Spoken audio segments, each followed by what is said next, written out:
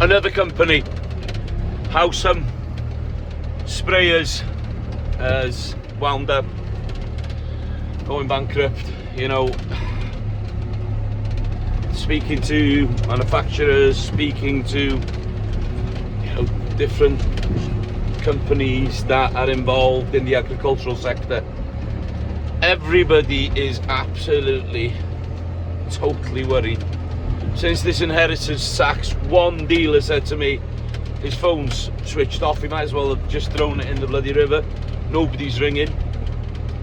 People are so worried about this inheritance tax, every penny they're going to try and scrimp and save is going to be put to one side.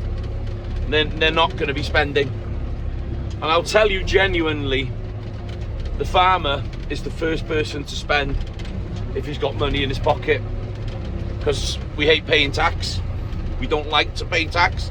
So if we can buy a new machinery onto the farm, or build a new shed or innovation, and so we can get away with it, it really, really does work. But by not paying that tax, it's adding to the whole financial sector of the UK, to manufacturing. And in them manufacturers, there'll be employees who are paying in. So it's a circle. It's a circle that turns around.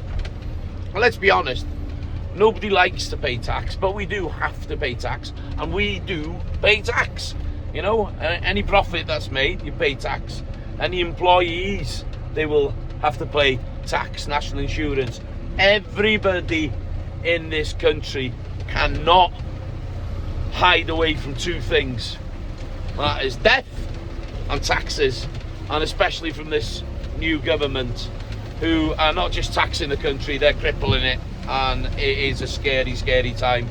So it's sad news that another manufacturer of, this time, sprayers, has gone to the wall. How many more? It's just scary times. And are the government listening? Not really. We've got supermarkets behind us, we've got banks behind us, we've got a lot of independent companies as well that are supporting us, but no word from Rachel from Accounts or Mr. Keir Starmer. It's a very, very sad situation we're in, and how can things change? God only knows. I think the only way that things will change is when this country goes bankrupt, or this country goes hungry. There is people giving up their tenancies because they just cannot be asked with all the red tape, the hours they put in, and the least amount of profit in everything within the industry. It sounds like I'm moaning, but fucking hell, man, you just gotta live this life for you to understand what it takes for farmers to produce food. And then they open the doors, floodgates for cheap imports, and they don't care.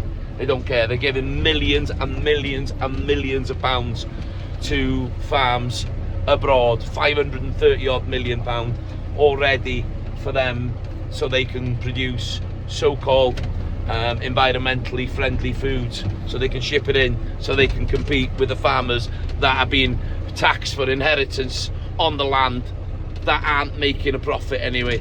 It makes no sense at all.